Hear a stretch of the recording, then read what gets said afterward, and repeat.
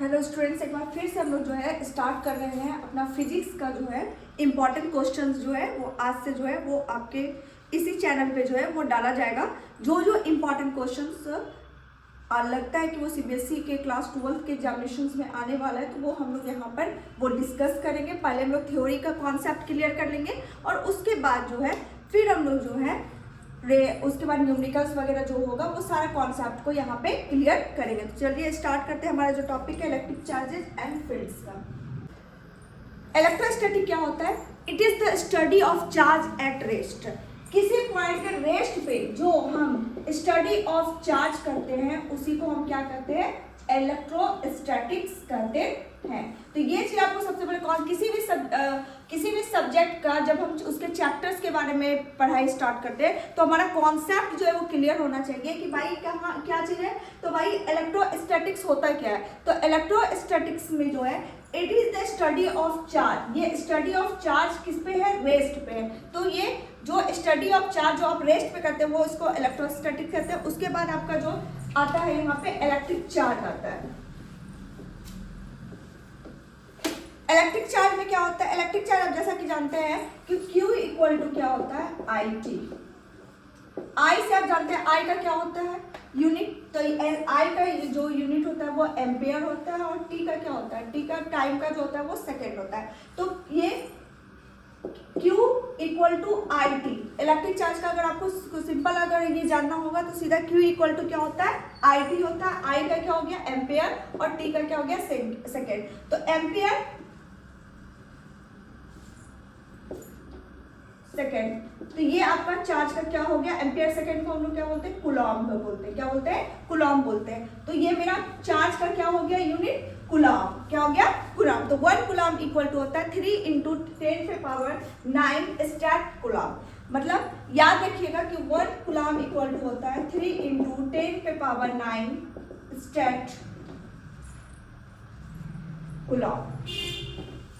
1 coulomb equal to 3 × 10⁻⁹ stat coulomb. ठीक जा रहा है? तो आपको याद है तो समझ में आ गया कि भाई क्या चीज। अब जो है चार्ज कितने तरह का होता है? तो चार्ज आपका दो तरह का होता है, पॉजिटिव चार्ज और निगेटिव चार्ज। आप क्लास 11 में एक चीज पढ़े होंगे, ऑक्सीडेशन एंड रिडक्शन। ठीक है, तो एक चीज ऑक्सीडेशन और रिडक्शन को समझने के लिए आपके दिमाग में एक कॉन्सेप्ट आपको रखना है, लूजर। लूजर का मतलब क्या होता है? Loss of electron. Loss of electron जिसमें कि इलेक्ट्रॉन का लॉस होता है वो ऑक्सीडेशन कहलाता है और जिसमें गेन ऑफ इलेक्ट्रॉन्स जो होता है वो रिडक्शंस कहलाता है। तो अगर आपको कभी भी ऑक्सीडेशन और रिडक्शन में अगर डाउट्स होगा तो आप एक कॉन्सेप्ट याद रखिएगा कि लूजर जिसमें लॉस ऑफ इलेक्ट्रॉन्स होता है उसको ऑक्सीडेशन करते हैं और गेन ऑफ इलेक्ट्रॉन्स जो होता है उसको रिडक्शन करते हैं। तो यहाँ पे चार्ज आपका दो तरह का होता है, positive charge and negative charge. तो पॉजिटिव चार्ज में क्या होता है? आपका लॉस ऑफ इलेक्ट्रॉन्स होता है। एकदम आपका माइंड एकदम क्लैरिफाई होना चाहिए कि पॉजिटिव चार्ज में लॉस ऑफ इलेक्ट्रॉन्स होता है, डिक्रीज इन इलेक्ट्रॉन्स होता है, और निगेटिव चार्ज में क्या होता है? गेन ऑफ इलेक्ट्रॉन्स और इंक्रीज इन इलेक्ट्रॉन्स होता है। चलिए अब हम एक चीज समझते हैं कि चार्ज में पॉजिटिव चार्ज क्या होता है और निगेटिव चार्ज क्या होता है।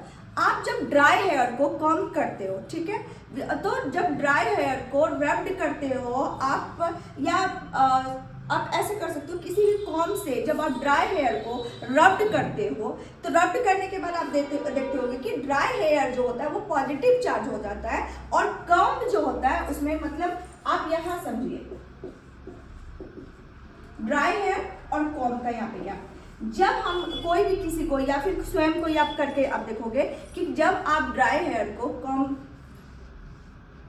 तो आप जब when comb is rubbed over the dry hair, तो ड्राई हेयर जो होता है उसमें आपका क्या हो जाता है? ड्राई हेयर में पॉजिटिव चार्ज हो जाता है और कॉम्ब में क्या हो जाता है? आपका निगेटिव चार्ज हो जाता है। तो इसका मतलब ये होता है कि ड्राई हेयर जो है वो लूजेस कर रहा है इलेक्ट्रॉन्स को और कॉम्ब जो है वो गेन्स ऑफ इलेक्ट्रॉन्स कर रहा है। मतलब कि जो कॉम्ब आप कंघी का जो यूज कर रहे हो उसमें वो क्या हो रहा है? गेन हो रहा है इलेक्ट्रॉन्स का, और ड्राई एयर में जो हो रहा है वो लूज हो रहा है, मतलब वो इलेक्ट्रॉन्स का उसमें जो है कमी आ रहा है। तो इससे आपको समझ में आ जाएगा कि ड्राई एयर जो होता है क्या हो गया? Positive charge. पॉजिटिव चार्ज का मतलब आपका क्या हो गया यहाँ पे? तो मतलब जो है लॉसेज जब ऑफ इलेक्ट्रॉन्स होता है तो वो पॉजिटिव चार्ज होता है, जहाँ पे गेन ऑफ इलेक्ट्रॉन्स होता है तो वो आपका निगेटिव चार्ज होता है। चलिए अब हम लोग समझते हैं कि फंडामेंटल लॉ ऑफ इलेक्ट्रोस्टैटिक्स क्या होता है। तो ये बात आपको पता है कि जो लाइक चार्जेज होता है वो रिपेल करता है, जिसको रिपल्सन आप करते हो कि जब एक जैसा चार्ज होता है वो रिपेल करता है, और अनलाइक चार्ज जो होता है, अनलाइक मतलब अगर मान लीजिए एक पॉजिटिव और एक निगेटिव है तो वो अट्रैक्शन करेगा, अगर पॉजिटिव पॉजिटिव है या निगेटिव निगेटिव है तो वो आपका क्या करेगा, रिपल्सन करेगा। तो यहाँ पे जैसे अगर इलेक्ट्रॉन्स का चार्ज क्या होगा, तो इलेक्ट्रॉन्स का चार्ज जानते ही हैं कि इलेक्ट्रॉन का -1.6 इंटू 10 पे पावर -19 कूलम होता है। तो 1.6 इंटू 10 पे पावर -19 कूलम। वही आपको पूछेगा कि भाई चार्ज ऑफ प्रोटॉन्स क्या है, तो 1.6 इंटू 10 पे पावर -19। तो इलेक्ट्रॉन में निगेटिव है और प्रोटॉन में पॉजिटिव है, तो ये चीज आपको ध्यान रखना है। उसी तरह से यहाँ पे एक चीज आपको छोटा याद रखना है, वैसे 11th में तो हम डिस्कस किए ही हैं कि मास ऑफ इलेक्ट्रॉन्स क्या होता है, तो 9.1 इंटू 10 पे पावर -31 kg, और मास ऑफ प्रोटॉन जो आपका होता है 1.67 इंटू 10 पे पावर -27 kg। चलिए अब हम लोग क्लासिफिकेशन आप मटेरियल्स का करते हैं विद रेस्पेक्ट टू चार्ज। तो यहाँ पे 3 तरह का हो जाता है, एक कंडक्टर होता है, एक इंसुलेटर होता है और एक सेमीकंडक्टर होता है। तो कंडक्टर क्या करता है, कंडक्टर का काम क्या होता है, कंडक्टर जो conductors are the materials that allow electric charge to flow easily, मतलब उसको कोई प्रॉब्लम्स नहीं, वो इलेक्ट्रिक चार्ज को इजली वे में फ्लो करने दे देता है। बट सेमी कंडक्टर्स में क्या होता है कि वो पूरी तरह से करने नहीं देता, उसका पार्शियली थोड़ा बहुत का ये काम रहता है। इंसुलेटर तो भाई कुछ करता ही नहीं है, वो फ्लो करने नहीं देता है। तो ये चीज आपको देखना है कि कंडक्टर भाई, तो कंडक्टर का एग्जांपल आपको याद रखना है कि मेटल्स और ह्यूमन्स वगैरह हो गया, वो हो गया। फिर आपका इंसुलेटर्स में जो आएगा वो नॉन मेटल्स वगैरह, जो नॉन मेटल्स लाइक जो भी एग्जांपल्स आप दे सकते हो, डायमंड्स वगैरह, प्लास्टिक्स वगैरह, ये सब का इंसुलेटर्स का काम होता है। क्योंकि इंसुलेटर्स जो होता है वो रेसिस्ट करता है, मतलब वो फ्लो आपका जो इलेक्ट्रिक चार्ज का जो होता है उसको वो रोकता है। अब क्यों रोकता है, तो भाई क्योंकि they lack of free electrons, क्यों वहाँ पे फ्री इलेक्ट्रॉन्स रहता है, तो इस कारण से जो है वो रेसिस्ट वहाँ पे एकदम वो रोक देता है। और सेमी कंडक्टर्स क्या होता है, वो भाई कभी कभी वो बिहेव लाइक इंसुलेटर करने लगता है, लो टेम्परेचर पे वो इंसुलेटर टाइप का काम करने लगता है, और भाई जब उसको मौका मिलता है तो वो मतलब जो है पार्शियली वो अलाउ भी कर देता है। तो चलिए अब स्टार्ट करते हैं चार्जिंग बाय फ्रिक्शंस। आपको 2 चीज का मतलब याद रखना है, एक फ्रिक्शंस का और एक इंडक्शन का। तो हम अभी स्टार्ट करते हैं चार्जिंग बाय फ्रिक्शंस का।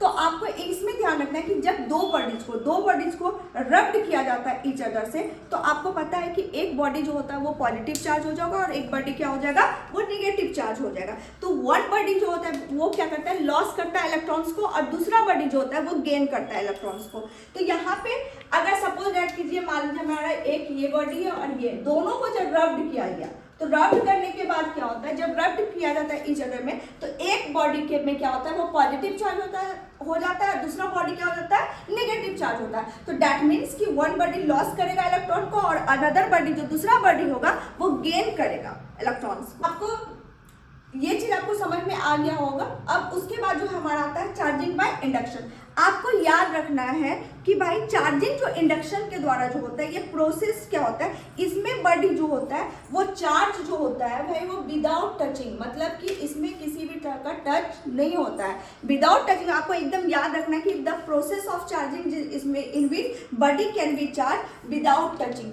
मतलब बॉडी का जो चार्ज होता है वो विदाउट टचिंग होता है, इसमें किसी भी तरह का टच नहीं होता है। तो ये चीज आपको ध्यान में रखना है। चलिए अब हम लोग अब जो नेक्स्ट पॉइंट पे समझेंगे एडिटिव ऑफ चार्ज और क्वांटिजेशन ऑफ चार्ज। अगर मान लीजिए कोई चार्ज दिया हो, जो ये एडिटिव ऑफ चार्ज होता है ये अलजेब्रिक सम होता है इंडिविजुअल चार्ज का, मतलब ये हर इंडिविजुअल चार्ज का अलजेब्रिक सम होता है एट डिफरेंट पॉइंट्स। तो यहाँ पे सपोज कि यू अगर मान लीजिए बहुत सारा आपको चार्ज दिया हुआ है plus so on plus Q है, तो ये आपका जो चार्ज होता है अलजेब्रिक सम जो होता है algebraic sum of individual charge at different point. तो ये चीज आपका हो गया जो अलजेब्रिक सम का जो हम लोग डिस्कस करते हैं। उसके बाद आता है आपका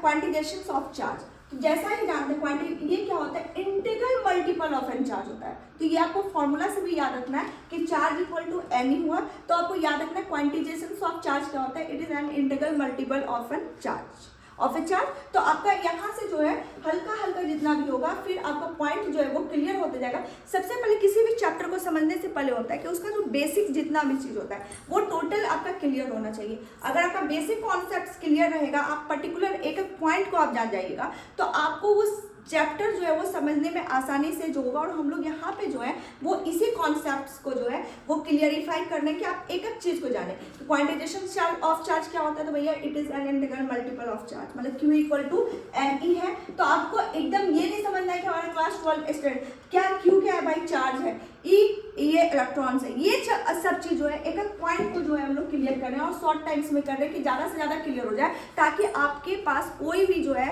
ये नहीं रहे कि ये वाला चीज़ मेरे समझ में नहीं आया। चलिए तो कूलॉम्स लॉ को समझते हैं कि आपको मान लीजिए कि दो चार्ज दिया हुआ है Q1 और Q2 दिया हुआ है, ठीक है। दोनों के बीच का डिस्टेंस भाई आप जानते हैं कि हम डिनोट करते हैं R से करते हैं। तो यहाँ पे कूलॉम्स लॉ में क्या होता है कि फोर्स जो होता है वो डायरेक्टली प्रोपोर्शनल दोनों चार्जेस के होता है। तो फोर्स प्रोपोर्शनल किसका है, तो Q1 इंटू Q2 का। कूलॉम्स लॉ को आपको एकदम ये समझ के रखना है कि ये जो होता है कि फोर्स प्रोपोर्शनल किसका है, दोनों चार्जेस का होता है। तो दोनों चार्ज है force proportional to Q1 into Q2, ये मेरा पहला इक्वेशन हो गया। उसके बाद दोनों के बीच में जो दूरी होता है तो वो इनवर्सली प्रोपोर्शनल जो इसका डिस्टेंस के होता है, ठीक है। तो अब आप फ्रॉम इक्वेशन 1 एंड 2 तो फोर्स प्रोपोर्शनल क्या हो गया, Q1 इंटू Q2 अब बटा R स्क्वायर, ठीक है। तो फोर्स आपको ये बात पता है कि जब हम कोई भी प्रोपोर्शनलिटी हटाते हैं तो एक कांस्टेंट टर्म जो है वो जुड़ता है। तो कांस्टेंट टर्म मेरा यहाँ पे क्या हो गया, K हो गया, K Q1 इंटू Q2 अब बटा R स्क्वायर। तो अब आप यहाँ पे समझिए यहाँ पे K का वैल्यू क्या होता है, तो K equal to 1/4 pi epsilon nought, ठीक है। ये आपको दिमाग में रखना है कि K का वैल्यू क्या होता है, तो 1/4 पाई एप्सिलॉन नॉट। और कूलॉम्स लॉ को सीधा आपको दो पॉइंट में समझना है कि फोर्स जो है वो प्रोपोर्शनल होता है दोनों चार्ज का, तो Q1 इंटू Q2, और इनवर्सली प्रोपोर्शनल जो होता है जो इसका स्क्वायर डिस्टेंस जो इसके दोनों के बीच में होता है, स्क्वायर डिस्टेंस बिटवीन देम। तो इनवर्सली प्रोपोर्शनल हो गया 1/R स्क्वायर का। तो फ्रॉम इक्वेशन 1 एंड 2 तो हम लोग ले लिए तो F proportional Q1 into Q2 बटा R स्क्वायर। प्रोपोर्शनलिटी जब हटता है तो एक मेरा कॉन्स्टेंट टर्म जुड़ता है K, और K इक्वल टू होता है 1/4 पाई एप्सिलॉन नॉट, और इसका वैल्यू आपका जो है तो K का वैल्यू क्या होता है आपका 1/4 पाई एप्सिलॉन नॉट, जिसका 9 इंटू 10 पे पावर 9 वैल्यू होता है न्यूटन मीटर स्क्वायर बटा कूलम। तो आपको कूलम्स लॉ समझ में आ गया होगा कि कूलम्स लॉ में क्या हो गया, आपको बस दो इक्वेशन में डिराइव करना रहेगा। तो आप इजीली वे में डिराइव कर सकते हो कि फोर्स जो है वो प्रोपोर्शनल होता है Q1 इंटू Q2, मतलब जो भी दो चार्ज रहा, आप दो Q1 और Q2 हम दो चार्ज माने तो उन दोनों के प्रोपोर्शनल होता है। तो force is directly proportional to Q1 into Q2, और इनवर्सली प्रोपोर्शनल होता है स्क्वायर डिस्टेंस बिटवीन देम। तो दोनों आवेशों के बीच में जो डिस्टेंस होता है उसके स्क्वायर का इनवर्सली प्रोपोर्शनल होता है। तो इक्वेशन 1 और 2 को हम लोग ले लेते हैं। तो force is directly proportional Q1 into Q2 अब बटा R स्क्वायर। और आपको पता है कि कभी भी जब प्रोपोर्शनलिटी हटता है तो एक की टर्म जुड़ता है कांस्टेंट जिसको करते हैं, तो K Q1 इंटू Q2 अब बटा R स्क्वायर। और K का वैल्यू हम ऑलरेडी यहाँ पे आपको बता चुके हैं कि K equal to 1/4 pi epsilon nought होता है, जिसका जो ये होता है 9 इंटू 10 पे power 9 newton metre square coulomb. चलिए तो अब हम लोग समझते हैं इलेक्ट्रिक फील्ड। इलेक्ट्रिक फील्ड आपका क्या होता है, फोर्स बाय चार्ज। आपको याद रखना है फोर्स पर यूनिट चार्ज। सीधा कॉन्सेप्ट है कि इलेक्ट्रिक फील्ड क्या होता है, तो भाई it is defined as force per unit charge. तो इलेक्ट्रिक फील्ड इक्वल टू क्या हो गया, फोर्स बाय चार्ज। आप जानते हैं कि फोर्स का ऐसा यूनिट क्या होता है, न्यूटन होता है, और ये चार्ज का क्या होता है, कूलम होता है। तो फोर्स का इलेक्ट्रिक फील्ड का क्या हो गया, न्यूटन पर कूलम। इलेक्ट्रिक डायपोल के बारे में हम लोग समझते हैं, P equal to Q into 2 है। इसमें क्या होता है कि दो पॉइंट चार्जेस होता है जिसका मैग्नीट्यूड सेम होता है लेकिन अपोजिट नेचर होता है, लेकिन सेपरेटेड होता है by small distance between them. तो ये आपका कहलाता है इलेक्ट्रिक डायपोल कहलाता है। चलिए अब आते हैं टॉर्क के बारे में। टॉर्क का साइन तो आप लोग जानते ही हैं, सीधा आपको कॉन्सेप्ट याद रखना है कि टॉर्क में क्या होता है कि जो आपका इलेक्ट्रिक डाइपोल जो होता है वो प्लेस्ड होता है यूनिफॉर्म इलेक्ट्रिक फील्ड में। तो भाई P इक्वल टू, अभी आप थोड़ी देर पहले हम बता दिए थे, Q इंटू 2D होता है। तो टॉर्क में क्या होता है कि जो डाइपोल, इलेक्ट्रिक डाइपोल जो प्लेस्ड होता है यूनिफॉर्म इलेक्ट्रिक फील्ड में, वही आपका क्या कहला जाता है, टॉर्क कहलाता है। तो टॉर्क इक्वल टू क्या हो जाता है, PE। P से क्या हो गया आपका डाइपोल हो गया और E से आपका यूनिफॉर्म इलेक्ट्रिक फील्ड हो गया।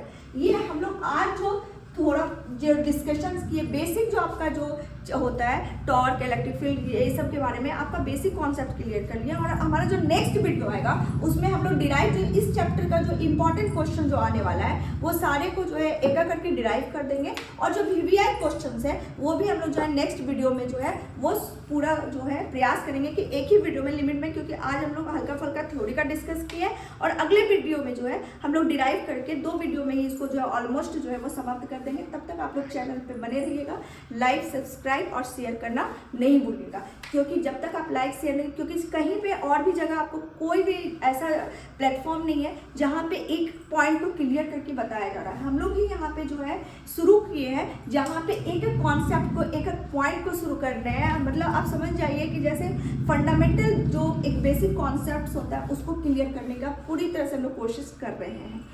चलिए, धन्यवाद।